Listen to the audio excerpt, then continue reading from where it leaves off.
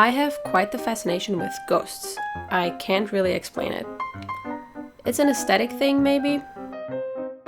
That's why Ghost was the first thing that came to mind when college prompted me to create an original project along the semester. The specific class is about making games. But since the professor is kind enough to know that there might be more art than programming inclined students, there was the option to focus on the art created for a game. But I wanted to challenge myself. Not only did I want to create the assets for a game, but I wanted to make it at least interactable.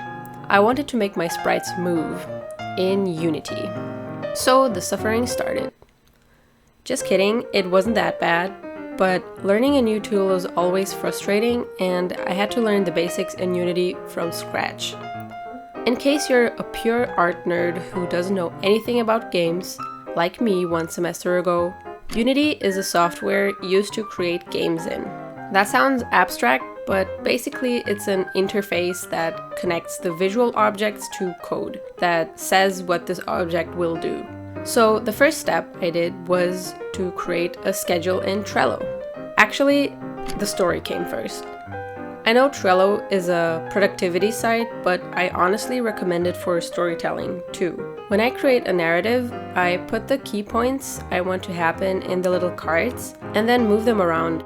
And then the columns allow you to move them around as you will according to maybe the structure of your story.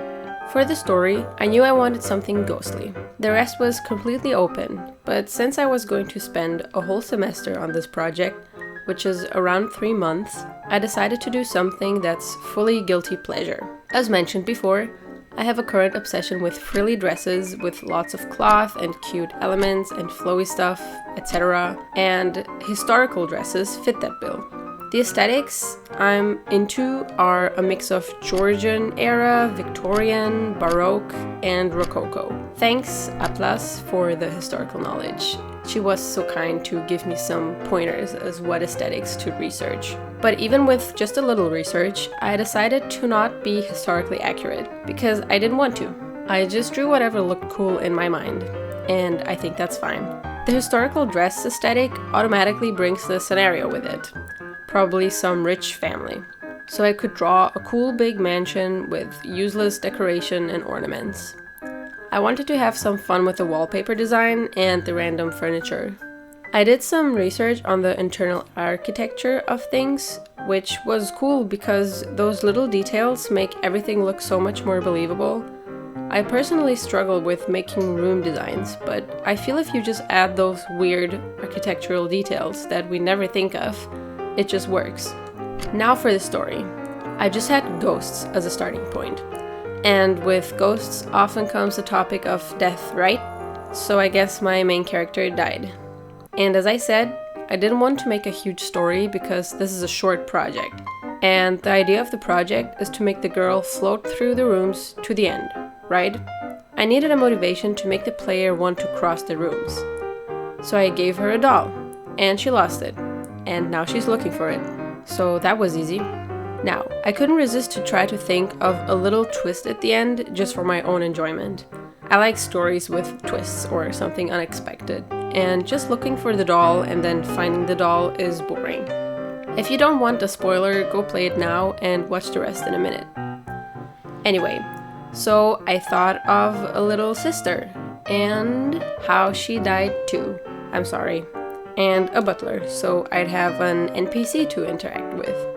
Now, finally to the schedule. It's really straightforward. I divided all the tasks in as small tasks as possible, so I have more stuff to take off and feel satisfied with. Then I put them in Trello with some how long this will take, tags and dates, and that's that. So, for the art. Here are all the elements I had to create. Cutscenes, character sprites, background, deep background, foreground, and text box.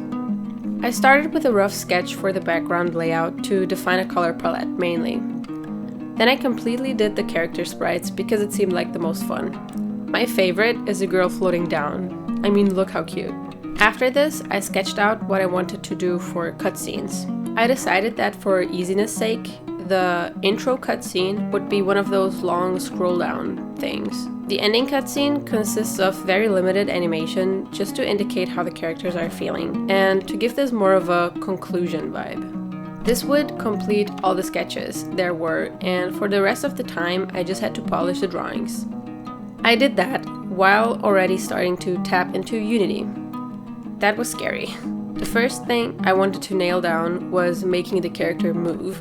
Honestly, I was so happy when that worked. Everything I had to code was character movement, the sprite changes, background constraints, character trigger spots for dialogue, dialogue popping in, camera following character, parallax effect in background and foreground, dialogue exchange with NPC, NPC sprite change when triggered, ending cutscene on trigger, and making this game start with a cutscene, then transitioning into gameplay and music transitions. Let me tell you, you have to code way more details than you think. If you're an artist who doesn't know anything about games, be prepared. This is the moment where I thank YouTube for existing, and especially the channel Brackeys. I'll link it down below. Thank you.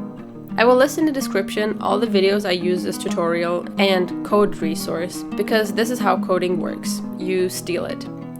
I didn't learn the Unity coding language. I can't code in Unity. I can copy-paste. That works.